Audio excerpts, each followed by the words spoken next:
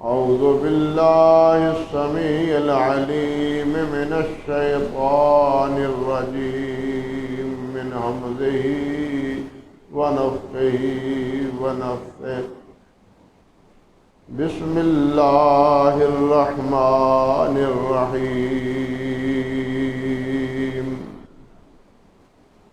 والسابقون الأولون من المهاجرين والأنصار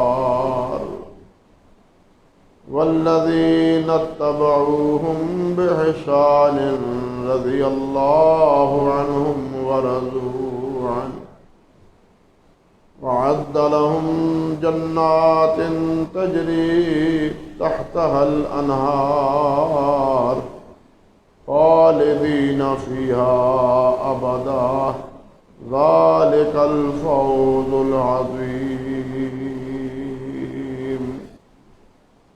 سبحان ربك رب العزة عما يصفون وسلام على المرسلين والحمد لله رب العالمين۔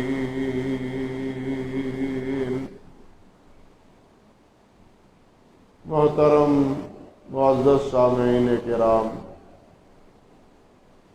عزت مآب میری بہنوں اور بیٹیوں، حضرت سیدنا ابو بکر صدیق رضی اللہ تعالی عنہ کے حوالے سے جمعے کے خطبات میں مسلسل گفتگو آپ سے عرض کر رہا ہوں۔ حضرت ابو بکر صدیق کی خدمات، نبی علیہ السلام کی رفاقت، مصاحبت، جانثاری، وفاداری ایک ایسی حقیقت ہے کہ جس کا اعتراف اور اظہار خود سید کائنات حضرت محمد الرسول اللہ صلی اللہ علیہ وسلم نے بھی فرمایا تھا۔ آپ گزشتہ خطبے میں سن رہے تھے کہ وفات سے 5 دن پہلے سوموار کو آپ کا انتقال ہوا ہے۔ 5 دن جمعرات کے روز گویا کہ آپ نے مسجد مبارک میں جو خطبہ مختصر ارشاد فرمایا، اس میں جو باتیں آپ نے فرمائیں ان میں ایک یہ بھی تھی کہ ان امن الناس علیہ بصحبتہ ومالہ ابو بکر، کہ سب سے زیادہ مجھ پر احسان کرنے والا اپنی مصاحبت، رفاقت کے اعتبار سے اور مال کے ساتھ تعاون کرنے کے لحاظ سے وہ سب سے زیادہ ابو بکر ہے۔ یہ گویا آپ کا اظہار اور حقیقت کا اعتراف۔ علامہ اقبال نے بھی کہا ہے امن الناس مولائے با، امن الناس مولائے با کلی میں او میں نائے ماں، کہ حضرت ابو بکر ہیں جن کے بہت سے احسانات ہیں، اور اس کا اظہار خود حضرت محمد رسول اللہ نے فرمایا صلی اللہ علیہ وسلم۔ علامہ غزالی رحمۃ اللہ علیہ کے حوالے سے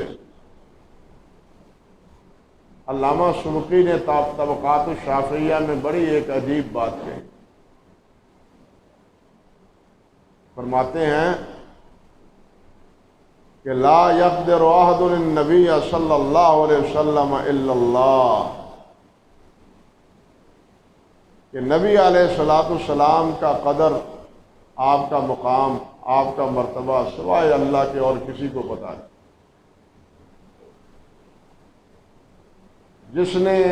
جس ہستی نے جو آپ کو مقامات عطا فرمائے ہیں اور جو آئندہ فرمائے گا، ان تمام کا علم اللہ رب العزت کو، اللہ ہی کو اپنے پیارے پیغمبر صلی اللہ علیہ وسلم کی قدر و منزلت کا پتہ ہے۔ غالب آپ جانتے ہیں، اکثر ساتھی سمجھتے ہیں اردو اور فارسی کا بڑا نامور شاعر گزرا ہے، دونوں زبانوں میں اس کے بہت سے اشعار اور کلام ہیں ان کا، مگر نبی علیہ الصلوۃ والسلام کی تعریف، مدح اور آپ کی نعت میں اس نے کچھ نہیں کہا، صرف ایک بات کہی اور کچھ نہیں کہا، صرف ایک بات کہی۔ کہتے ہیں غالب ثنائے خواجہ بجزداں گزاشتے، غالب ثنائے خواجہ بجزداں گزاشتم، کہاں ذات پاک مرتبہ دان محمد صلی اللہ علیہ وسلم، کہ میں نے یعنی غالب نے حضرت محمد رسول اللہ صلی اللہ علیہ وسلم کی تعریف اللہ پر چھوڑ دی، اللہ پر چھوڑ دی، کیونکہ اللہ ہی حضرت محمد رسول اللہ کے مقام اور مرتبے سے واقف، ہم نا قدروں کو کیا قدر ہے ان کی، ہماری کیا اوقات ہے۔ جس مالک نے انہیں نبی بنایا ہے اور جن اوصاف سے انہیں نوازا ہے، وہی مالک جانتا ہے کہ حضرت محمد رسول اللہ صلی اللہ علیہ وسلم کا مقام اور مرتبہ کیا ہے۔ یہ بات کہنے کے بعد اگلی بات غزالی کہتے ہیں رحمۃ اللہ علیہ، فرماتے ہیں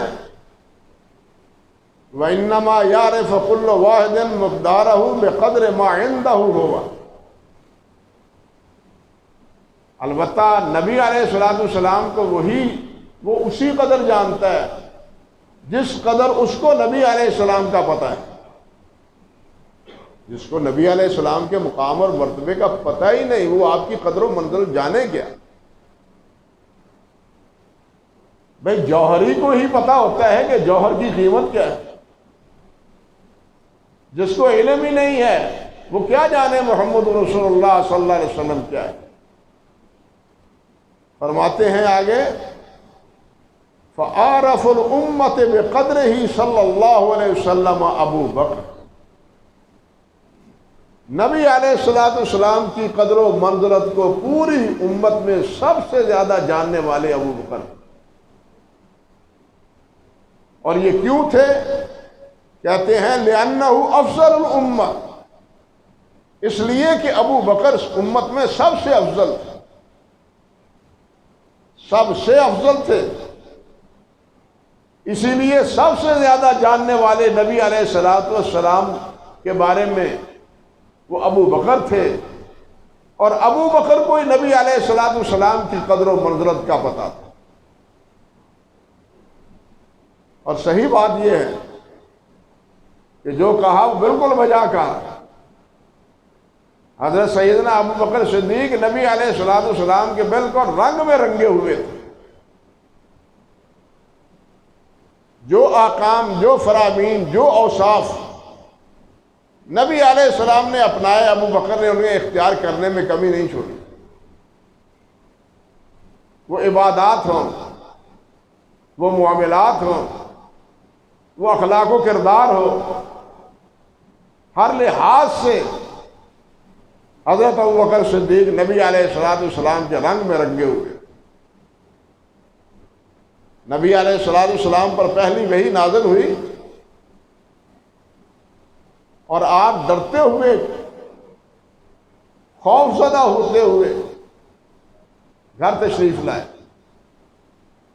اور سیدہ خدیجہ رضی اللہ تعالی عنہا سے فرمایا زملونی، مجھے کپڑا اڑا دو، کپڑا اڑا دو، انی اخاف علی نفسی، مجھے خوف آتا ہے اپنے آپ، مجھے کچھ ہو نہ جائے، مجھے ڈر آتا ہے۔ اب اس حوالے سے آگے دیکھیے، فقالت کلا واللہ لا یخزیک اللہ ابدا۔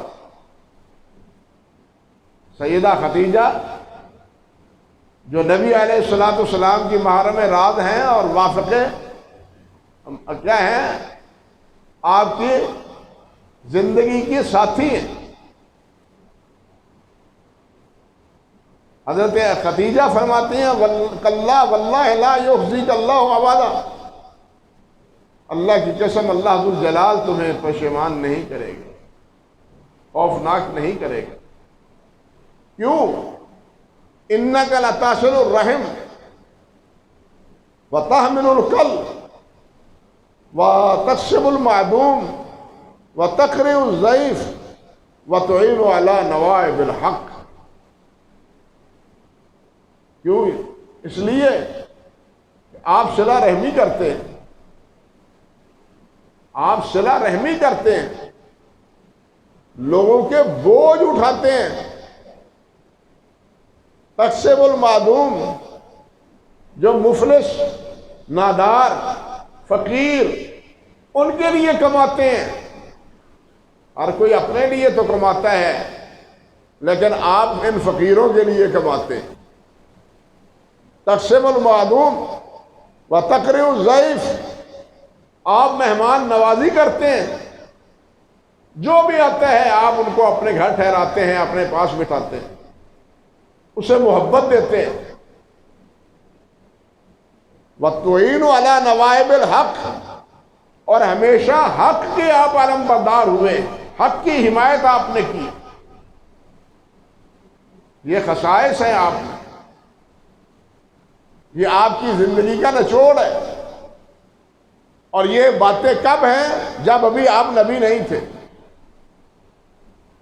یعنی حضرت خدیجہ کو بھی علم نہیں تھا کہ آپ نبی ہو چکے ہیں، نبوت مل چکی ہے۔ یہ حضرت سیدہ خدیجہ کو علم نہ تھا، لیکن آپ کی سابقہ زندگی کے تناظر میں حضرت خدیجہ رضی اللہ تعالی عنہا وہ نبی علیہ الصلوۃ والسلام کی اخلاق حمیدہ اور اوصاف حمیدہ کا تذکرہ ان الفاظ سے فرماتی ہے۔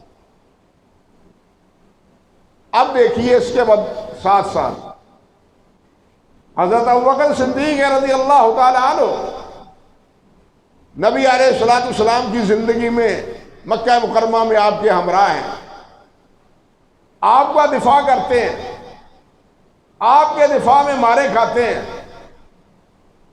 مسلمان لوگوں کو مسلمان کرتے ہیں، غریب اور نادار جو غلام تھے ان کو آزاد کرتے ہیں مسلمان جو نادار تھے۔ اور یہ سب باتیں کفار کو ناگوار گزرتی تھی، کفار اور مشرکین کو ابو بکر کی یہ سب باتیں ناگوار گزرتی تھی، اور ابو بکر کو بھی وہ پشیمان کرتے تھے۔ نتیجہ یہ ہوا کہ حضرت ابوبکر صدیق نے مکہ مکرمہ سے ہجرت کر کے حبشہ کی طرف یا کسی اور علاقے کی طرف جانے کا ارادہ کر لیا۔ صحیح بخاری کی روایت، صحیح بخاری میں ہے کہ حضرت ابوبکر صدیق نکلے، برقے غماد کے مقام پر پہنچے۔ یہ مکہ مکرمہ سے 5 دن کی مسافت پر ہے، وہاں پہنچے تو ایک سردار قبیلہ بنو ہون کا، سید القارہ جو اپنے قبیلے کا سردار تھا، ابن داغنہ، وہ ملا۔ ابو بکر کدھر، کہاں جا رہے ہیں؟ فرماتے ہیں میں گھر چھوڑ کے، شہر چھوڑ کے وہاں جا رہا ہوں جہاں میں اپنے رب کی عبادت کر سکوں۔ فَأُرِيدُ أَنْ أَسِيحَ فِي الْأَرْضِ وَأَعْبُدُ رَبِّي، کیونکہ مومن کا تو کام اللہ کی بندگی کرنا ہے، اللہ راضی ہو، گھر جاتا ہے جائے، اللہ راضی ہو، اللہ کی بندگی کی جائے۔ اللہ سبحانہ و تعالی نے فرمایا نا، یا ایھا الذین آمنوا ان ارضی واسعۃ فایای فاعبدون، ایمان والو میری زمین وسیع ہے، اگر ایک جگہ تمہیں میری عبادت نہیں کرنے دیتے وہ جگہ چھوڑ دو، کسی دوسری جگہ چلے جاؤ اور میری عبادت کرو، وہ جگہ چھوڑ دو، اسے خیر بات کہہ دو۔ اس حوالے سے اور بھی آیات مبارکہ ہیں۔ تو ابو بکر صدیق نے بھی یہی بات کہی، فرمایا وَأَعْبُدُ رَبِّي، میں وہاں جانا چاہتا ہوں جہاں اطمینان سے اپنے رب کی عبادت کروں، یہ مکے والے مجھے اللہ کی عبادت بھی نہیں کرنے دیتے۔ ابن دغنہ نے کیا کہا؟ فَإِنَّ مِثْلَكَ يَا أَبَا بَكْرَ لَا يَخْرُجُ وَلَا يُخْرَجُ، ابو بکر تمہارے جیسا آدمی نہ جاتا ہے نہ اس کو نکالا جا سکتا ہے، نہیں جانا چاہیے آپ کو۔ آپ کیوں مکہ چھوڑ کے جا رہے ہیں اور آپ کو کیوں نکالا جا رہا ہے؟ چلیے میں آپ کی حفاظت کرتا ہوں، میں ذمہ لیتا ہوں۔ کون ہے آپ پر ہاتھ اٹھانے والا اور کون ہے آپ کو اللہ کی عبادت سے روکنے والا؟ میں دفاع کرتا ہوں۔ یہ قبیلہ بڑا لڑاکا تھا اور پورا قبیلہ تیر اندازی میں معروف تھا۔ اسی تناظر میں یہ ابن دغنہ یہ بات کہہ رہا ہے۔ ابو بکر واپس آئے، ابن دغنہ کے پاس ساتھ ہمراہ پہنچے۔ جس وقت وہاں پہنچے تو شام کو ابن دغنہ نے قریشی سرداروں کے پاس وہاں جہاں وہ جمع تھے وہاں پہنچے، کہتے ہیں فقال لهم ان ابا بکر لا یخرج ولا یخرج مثلہ، ابو بکر کو نہ نکالا جائے گا، نہ ایسے آدمی کو شہر سے نکلنا چاہیے۔ کیوں نہیں نکلنا چاہیے؟ کہتے ہیں اس لیے کہ فَإِنَّكَ يَا ابو بکر فَإِنَّكَ تَكْسِبُ الْمَعْدُومَ وَتَصِلُ الرَّحِمَ وَتَحْمِلُ الْكَلَّ وَتَقْرِئُ الضَّيْفَ وَتُعِينُ عَلَى نَوَائِبِ الْحَقِّ۔ سمجھے آپ؟ وہی اوصاف، وہی اخلاق، وہی کردار جو نبی کریم حضرت محمد رسول اللہ صلی اللہ علیہ وسلم کا سیدہ خدیجہ الکبریٰ نے بیان کیا۔ کافر ہو کے ابن دغنہ نے وہی اوصاف حضرت ابوبکر صدیق کے بیان کیا کہ آپ وہ ہیں کہ جو تقسیم المعدوم، فقیروں کے لیے کمائی کرتے ہیں، فقیروں کو آزاد کراتے ہیں، فقیروں کے ہمدرد ہیں، صلہ رحمی کرتے ہیں، جو بوجھ والے ہیں تحمل الکل، ان کا بوجھ اٹھاتے ہیں، نادار ہیں جو وَتَقْرِئُ الضَّيْفَ، مہمان نوازی کرتے ہیں، وَتُعِينُ عَلَى نَوَائِبِ الْحَقِّ، اور ہمیشہ حق کی علمبرداری کرتے ہیں۔ اور قریشیوں سے کہا، کہنے لگے بھائی یہ دیکھو یہ ابو بکر تخرجون رجلا، کیا تم ایسے آدمی کو نکال رہے ہو؟ یکسب المعدوم یصل الرحم ویعمل الکل ویقرئ الضیف ویعین علی نوائب الحق۔ ان کے سامنے بھی وہی اوصاف ابو بکر صدیق کا ذکر کرتے ہیں اور کوئی انکار نہیں کرتا کہ ابو بکر میں یہ اوصاف نہیں ہے۔ وہ گویا خاموش رہ کے ابن دغنہ کی تائید کرتے ہیں کہ ابو بکر واقعتاً ان اوصاف کا سے متصف ہے۔ وہ غریبوں کا ہمدرد ہے، وہ صلہ رحمی کرنے والا ہے، حق کا وہ علمبردار ہے، اور وہ جو غریب اور فقیر ہیں ان کا ہمدرد اور ان کا ہمنوا ہے، اعتراف کرتے ہیں۔ اب آگے کی قصہ سنیے۔ کہنے لگے فَلَمْ تُقَذِّبْ قُرَيْشْ بِجَوَارِ ابن دغنہ، انہوں نے کہا ٹھیک ہے آپ نے اس کی ذمہ داری لی ہے، ہمیں قبول ہے، لیکن ایک بات ہے، مُرُوا أَبَا بَكْرٍ فَلْيَعْبُدْ رَبَّهُ فِي دَارِهِ، ابو بکر کو کہو کہ اپنے گھر میں اللہ کی عبادت کرے، اپنے گھر میں اللہ کی عبادت کرے، فَلْيُصَلِّ فِيهَا، وہاں نماز پڑھے، وَلْيَقْرَأْ مَا يَشَاءُ، اور جو چاہتا ہے وہ اپنا وہ قرآن جس کو یہ کہتے ہیں وہ پڑھے، وَلَا يُؤْذِينَ بِذَلِكَ وَلَا يَسْتَعِلْنَ بِهِ، اور ہمیں تکلیف نہ دے، اور اونچی آواز سے قرآن بھی نہ پڑھے، اعلان نہ کرے اسے، آہستہ پڑھے، اپنے گھر میں نماز پڑھے۔ اسی طرح ہوتا رہا، ابوبکر نماز پڑھتے رہے اپنے گھر کے اندر، اپنا شوق اللہ کی عبادت میں پورا کرتے رہے، لیکن کچھ دن کے بعد صحن میں آ گئے، اللہ اکبر، صحن میں آ گئے۔ ثم ابتدا لأبی بکر فابتنا مسجدا بفناء دارہ، ابو بکر نے اینٹیں رکھ کے ایک چھوٹی سی مسجد اپنے گھر کے صحن میں بنا لی، صحن میں چھوٹی سی مسجد بنا لی۔ وَكَانَ يُصَلِّي فِيهَا وَيَقْرَأُ الْقُرْآنَ، وہاں نماز بھی پڑھتے ہیں اور قرآن بھی پڑھتے ہیں۔ فَيَتَعَصَّفُ عَلَيْهِ نِسَاءُ الْمُشْرِكِينَ، اور مشرکین کی عورتیں اور بچے وہ جوک در جوک اکٹھے ہوتے ہیں، ایک دوسرے پر گرتے ہوئے اور ایک دوسرے پر پڑھتے ہوئے، وہ اردا گرد کان لگا کے ابو بکر کیا پڑھ رہا ہے، ابو بکر کیا پڑھ رہا ہے۔ اور تھا کیا، سیدہ عائشہ فرماتی ہیں وَكَانَ ابو بکر رَجُلٌ بَكَّانٌ، ابو بکر بہت رونے والے تھے، جب وہ قرآن پڑھتے تھے تو زارو قطار روتے تھے۔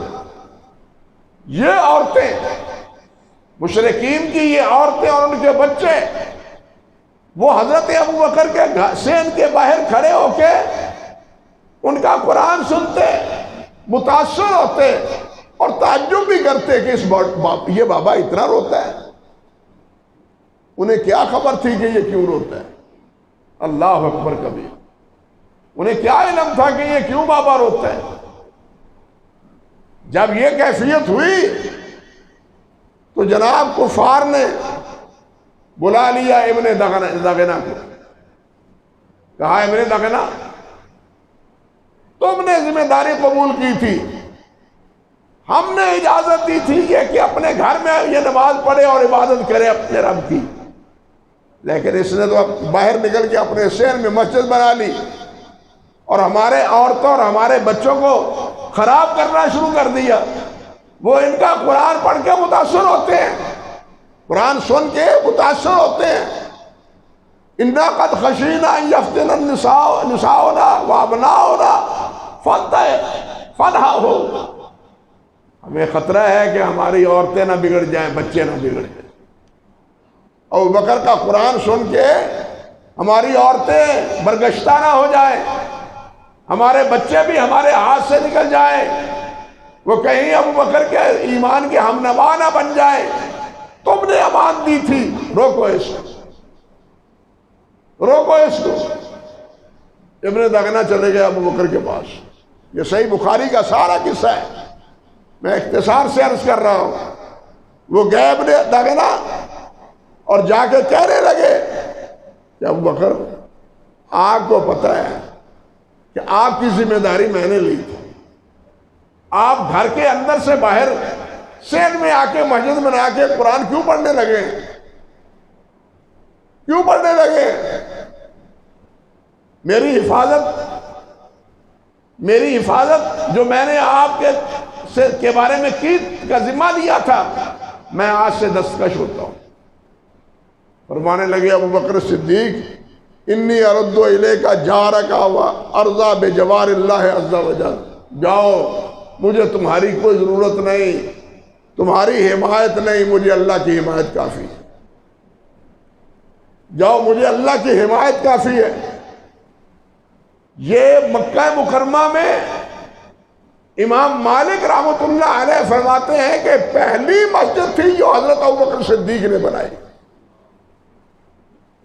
بیت اللہ میں، مکہ مکرمہ میں گویا یہ پہلی مسجد تھی جو حضرت ابوبکر صدیق نے بنائی۔ جو حضرات حج پر اور عمرے پر گئے ہیں، اللہ بار بار جانے کی توفیق دے اور قبول بھی فرمائے۔ یہ جو باب عبداللہ سے یا باب فاس سے باہر نکلے شرکہ مکہ معروف عمارت، اس کی ایک منزل پر آج بھی مسجد صدیق ہے، کیونکہ اسی طرف حضرت ابوبکر صدیق رضی اللہ تعالیٰ عنہ کا گھر تھا۔ جہاں وہ عمارت ختم ہوتی ہے، شاید یاد ہو آپ میں سے کسی کو، اس کے اختتام پر چند درخت بھی لگے ہوئے ہیں۔ یہ درخت علامت کے طور پر ہے کہ یہاں گھر تھا حضرت ابوبکر صدیق رضی اللہ تعالیٰ عنہ۔ یہ بالکل اسی طرح جس طرح آج بھی مدینہ طیبہ میں جہاں سقیفہ بنو ساعدہ تھا، وہاں آج بھی درخت لگائے ہوئے ہیں اس یادگار کو قائم رکھنے کے لیے کہ یہ وہ مقام ہے جہاں حضرت ابوبکر صدیق رضی اللہ تعالیٰ عنہ کی بیعت ہوئی تھی۔ یعنی نشان کے طور پر وہ جگہ آج بھی ہے، اور مسجد کے نام پر اس کا ایک فلور وہ مسجد کے نام پر مسجد صدیق آج بھی ہے۔ وہ سب سے پہلی مسجد حرم مکہ کے علاوہ سب سے پہلے امام مالک کہتے ہیں، میں نہیں کہتا، امام مالک فرماتے ہیں کہ سب سے پہلی اس سرزمین پر مسجد حضرت ابوبکر صدیق نے بنائی۔ اللہ اکبر کبیر۔ اب یہ تو ہوا مکہ مکرمہ۔ مدینہ طیبہ میں پہنچے جس وقت نبی کریم صلی اللہ علیہ وسلم، وہاں پہلے تو قباء میں ٹھہرے، قباء میں وہاں مسجد بنائی، وہاں سے آگے بڑھے ہیں مدینہ طیبہ میں کی طرف۔ آپ اپنی اونٹنی قصواء پر سوار ہیں، اور قصواء اونٹنی چل رہی ہے۔ اللہ اکبر کبیرہ۔ کوئی کہتا ہے ہماری طرف آئیں، ہمیں یہ شرف دیں، ہمارے گھر میں ڈیرا ڈالیں۔ نبی علیہ السلام فرماتے ہیں فَإِنَّهَا مَأْمُورَةٌ، یہ اللہ کے حکم میں ہے، جہاں یہ بیٹھے گی وہاں بیٹھوں گا۔ یہ جا کے ابو ایوب انصاری کے گھر کے قریب بیٹھ گئے۔ نبی علیہ السلام نے فرمایا یہیں اترنا ہے، یہاں ڈیرا لگانا ہے۔ یہ بالکل اسی طرح کا واقعہ ہے جیسے صلح حدیبیہ کے موقع پر ہوا تھا۔ اس وقت بھی نبی علیہ السلام نے یہی جملہ فرمایا تھا کہ انہا معمورہ، کہ یہ اونٹنی اللہ کے حکم کی پابند ہے، اللہ اس کو جہاں بٹھائے گا ہم وہاں بیٹھ جائیں گے۔ اس وقت بھی یہی ہوا تھا۔ یہاں بھی آپ نے یہی بات ارشاد فرمائی، اور یہاں اترے نبی کریم صلی اللہ علیہ وسلم۔ حضرت ابو ایوب انصاری رضی اللہ تعالیٰ عنہ کو یہ شرف ملی۔ اب مسجد بنانے کا وقت آیا، دو بچے تھے یتیم، حضرت سعد بن زرارہ رضی اللہ تعالیٰ عنہ وہ ان کی پرورش کر رہے تھے۔ ان کی جگہ تھی، اجڑی ہوئی جگہ تھی، نبی علیہ السلام نے اس کو مسجد کے لیے منتخب کیا، اور نبی علیہ السلام نے فرمایا کہ اس کی قیمت بتلاؤ کیا لیتے ہو؟ یہاں ہم اللہ کا گھر بنانا چاہتے ہیں۔ دونوں نے کہا بل لا بل نہبہ لک یا رسول اللہ، حضور نہیں، ہم قیمت نہیں لیتے، ہم اس کو ہبہ کرتے ہیں، مسجد کے لیے اس کو وقف کرتے ہیں۔ فابا رسول اللہ صلی اللہ علیہ وسلم، نبی علیہ السلام نے انکار کر دیا۔ یاد ہے ہجرت پر بھی نبی علیہ السلام نے اونٹنی لینے سے انکار کیا تھا، بتلائی تھی نا بات آپ کہ یہ اللہ کے لیے ہونی چاہیے۔ یہاں بھی فرمایا ہبہ کے لیے، میں نہیں یہ جگہ لینا چاہتا، قیمت بتلاؤ۔ حضرت حافظ ابن حجر رحمۃ اللہ علیہ نے ذکر کیا ہے کہ بیٹوں نے اس کی قیمت طلب کی، فَأَمَرَ رسول اللہ صلی اللہ علیہ وسلم ابا بکر ان یعطیہا ثمنہ۔ فتح الباری کے یہ الفاظ ہیں۔ نبی علیہ السلام نے فرمایا ابو بکر یہ قیمت دے دو۔ یہ قیمت کتنی تھی؟ حافظ فرماتے ہیں آتاہما عشرۃ دنانیر، 10 سونے کے دینار، 10 سونے کے دینار دیے اس جگہ کے مسجد۔ اور مدینہ طیبہ کی یہ مسجد گویا خریدی کس نے؟ پیسہ کس کا صرف ہوا؟ ابو بکر صدیق رضی اللہ تعالیٰ عنہ۔ او یارو، مکہ میں مسجد پہلی بنے تو ابو بکر بنائے، مدینہ طیبہ میں مسجد نبوی بنے تو ابو بکر پیسے دے۔ ابو بکر پھر بھی ایسا اور ویسا، انا للہ و انا الیہ راجعون۔ بتلائیے جتنی نمازیں پڑھی جا رہی ہیں مسجد نبوی میں ابو بکر کا حصہ اس میں ہے یا نہیں؟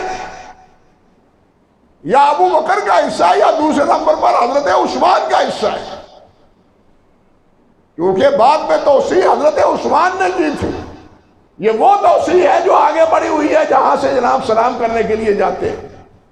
یہ پچھلا حصہ وہاں لکھا ہوا ہے حد و مسجد النبی، حد و مسجد النبی، یہ ساری مسجد ابو بکر صدیق کی قیمت سے۔ اور یہ اگلا حصہ ابو بکر حضرت عثمان نے بنایا تھا۔ نمازیں پڑھے اس مسجد میں جہاں ابو بکر نے قیمت خرچ کی تھی اور جہاں عثمان غنی نے، لیکن عثمان بھی برا اور ابو بکر بھی برا۔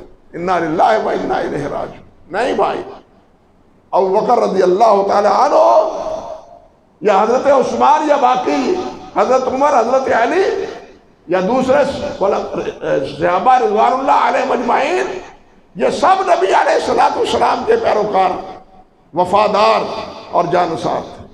اور ابو بکر رضی اللہ تعالی عنہ، ان کے تو اوصاف ایسے ہیں، یعنی خصائل ایسے ہیں، عادات ایسی ہیں جو بالکل نبی کریم صلی اللہ علیہ وسلم کے ساتھ ملتی جلتی۔ آپ کو صرف ایک بات یاد دلاتا ہوں، صلح حدیبیہ کے موقع پر جب صلح ہو رہی تھی اور بڑی کڑی شرائط پر صلح نامہ لکھا جا رہا تھا، آپ کو یاد ہوگا عمر فاروق رضی اللہ تعالی عنہ پریشان ہوئے اس صلح پر۔ کیا ہمارے مرنے والے شہید ہونے والے جنتی نہیں ہیں اور ان کے مرنے والے جہنمی نہیں ہیں؟ ہم اس وعدے پر کیوں صلح کریں؟ ابو بکر کے پاس گئے۔ اب سنیے بات، عمر حضرت ابو بکر کے پاس گئے، ابو بکر یہ کیا ہو رہا ہے؟ ابو بکر یہ کیا ہو رہا ہے؟ کن دفعات پر صلح ہو رہی ہے؟ کیا اس میں ساری ہزیمت اور پشیمانی ہماری نہیں ہے؟ ہماری عزت اس میں خاک میں ملتی ہوئی ہمیں محسوس نہیں ہوتی کہ ان کا آدمی ہمارے پاس چلا جائے تو واپس، ہمارا ان کے پاس چلا جائے تو وہ واپس نہیں؟ اس سے بڑا ظلم کیا؟ ابو بکر نے کیا جواب دیا رضی اللہ تعالی عنہ؟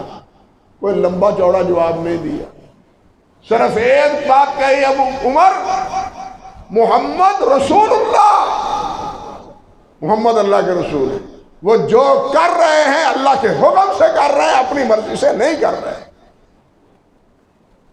بات سمجھے؟ کیا جواب دیا؟ محمد رسول اللہ، عمر محمد رسول اللہ، محمد اللہ کے رسول ہیں اور وہ جو کر رہے ہیں اللہ کے رسول کی مرضی سے کر رہے ہیں۔ اس لیے یہ شرطیں جو ہیں تمہیں معلوم ہو رہا ہے کہ اس میں ہماری پستی ہے؟ نہیں، پستی نہیں، اس میں عزت ہے۔ اور اسی طرح ہوا انا فتحنا لک فتحا مبینا، قرآن نے بعد میں کہہ دی۔ بات سمجھے؟ ابو بکر سے یہ جواب لے کے نبی علیہ السلام کے پاس پہنچے، یا رسول اللہ یہ کیا ہے؟ یہ شرطیں ہم کیسے مان لیں ان شروط کو؟ ہمارا ضمیر اس کو ماننے کے لیے تیار نہیں ہے۔ نبی علیہ السلام نے کیا جواب دیا؟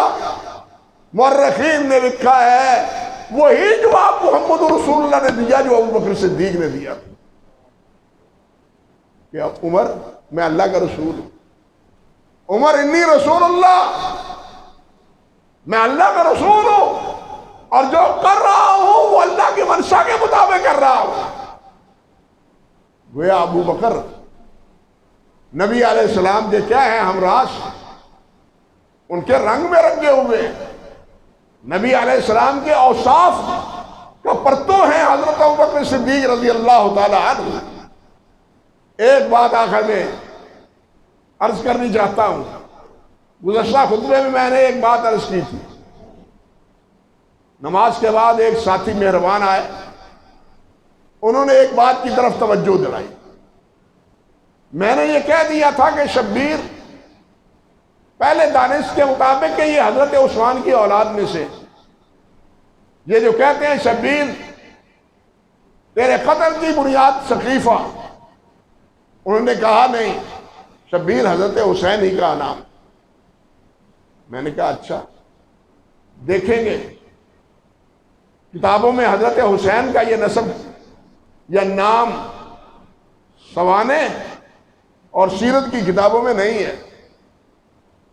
البتہ ایک چیز ہے جو بعد میں معلوم ہوئی، مسند امام احمد میں اور بعد دوسرے تاریخ کی اور حدیث کی کتابوں میں، کہ جب نبی علیہ السلام حضرت علی رضی اللہ تعالی عنہ کے ہاں حضرت حسن پیدا ہوئے، نبی علیہ السلام تشریف لے گئے۔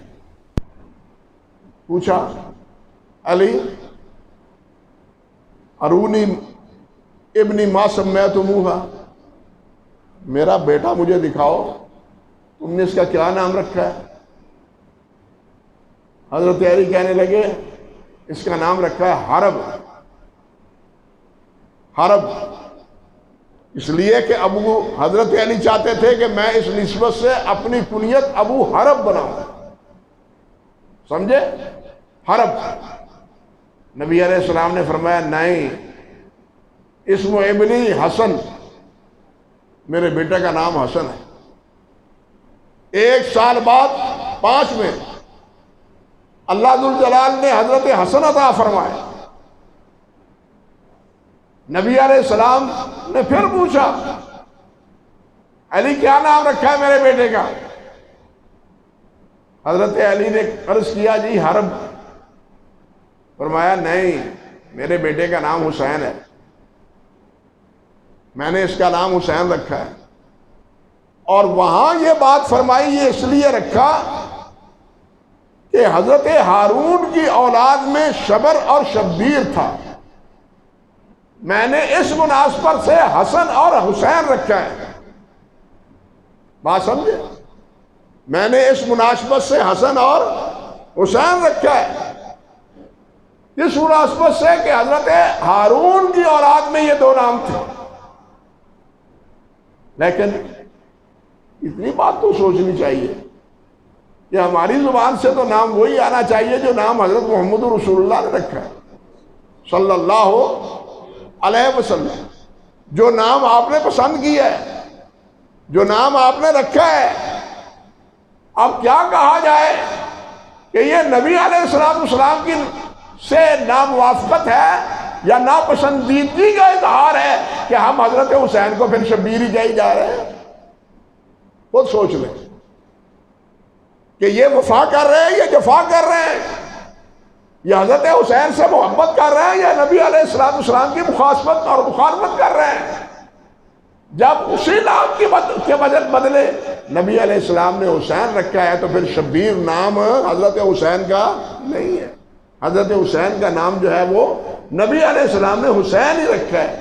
شبیر ایک مناسبت تھا لیکن شبیر حضرت حسین کا نام نہیں ہے۔ یہ نام رکھنے والے حقیقتاً نبی علیہ السلام کی مخالفت کرتے ہیں، جو ہر معاملے میں مخالفت کیے جا رہے ہیں، جو ہر معاملے میں مخالفت کیے جا رہے ہیں۔ اللہ سبحانہ و تعالی ہمیں حقیقت کو سمجھنے کی توفیق دے اور صحابہ کرام اور تمام اہل بیت کے ساتھ مودت اور محبت کی ہمیں توفیق دے۔ باقی اس حوالے سے جو بات رہ گئی ہے وہ انشاءاللہ آئندہ خطبے میں عرض کروں گا۔ وآخر دعوانا ان الحمدللہ رب العالمین۔